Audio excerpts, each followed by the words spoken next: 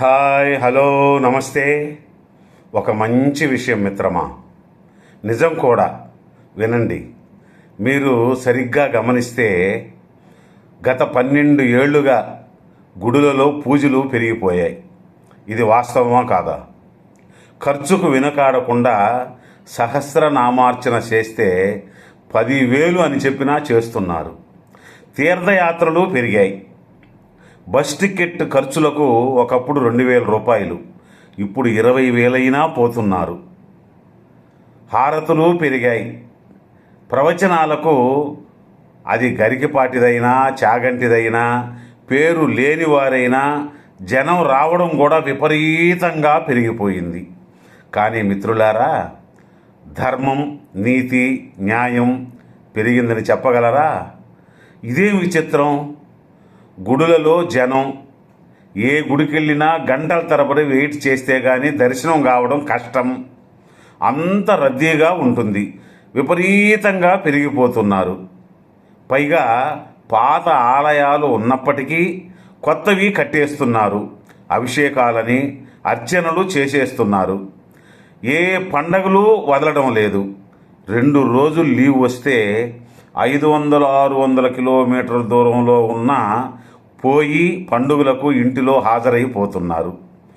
Special బస్సులు, special ట్రైన్లు government ఏర్పాటు చేస్తున్నారు. గ్రామ దేవతల జాతరలు, గ్రామాల్లో ముత్యాలమ్మ జాతర, పోలేరమ్మ జాతరలు, పెద్దమ్మ, చిన్నమ్మ జాతరలు ఇదివరకు జనం అంతగా పట్టించుకునేది లేదు. ఒకవేళ జాతరకు పోయినా సింపుల్గా ఒక కోడి పుంజు పొంగలు పెట్టేవారు. ఇప్పుడు భక్తి ఎక్కువైపోయి ఒక్కొక్కరు 2-3 పొట్టేళ్లతో పొంగళ్ళు పెడుతున్నారు. ఎన్ని బలిస్తే అంత భక్తి అన్నమాట. ఇలా ఇప్పుడు చాలా బాగా జరుగుతున్నాయి. అన్నీ పెరిగాయి. పైగా జాతరలలో మందు కూడా సప్లై. కానీ ధర్మం పెరిగిందా అంటే మద్యపానం విపరీతంగా పెరిగింది. వంటలు అయ్యేదాకా వీరికి టైంపాస్. మందు, పేకాట, కోడి పందాలు పెరిగాయి. పైగా జోదాలకు, పందాలకు పోయేవారు దేవుడా నువ్వు నన్నే గెలిపించు అని మొక్కుతాడు వీడు. అసలు జోదాలు, పందాలు ఆడడమే తప్పు. ఇందులో దేవుడు వీడినే గెలిపించాలట. ఏమిటి బుద్ధి లేని కోరిక కాకపోతే! ఇలా తగలెట్టిందండి మన భక్తి. విన్నారుగా? ఈ వీడియోకి ఒక లైక్ అండ్ షేర్ చేసి హైప్ చేయండి.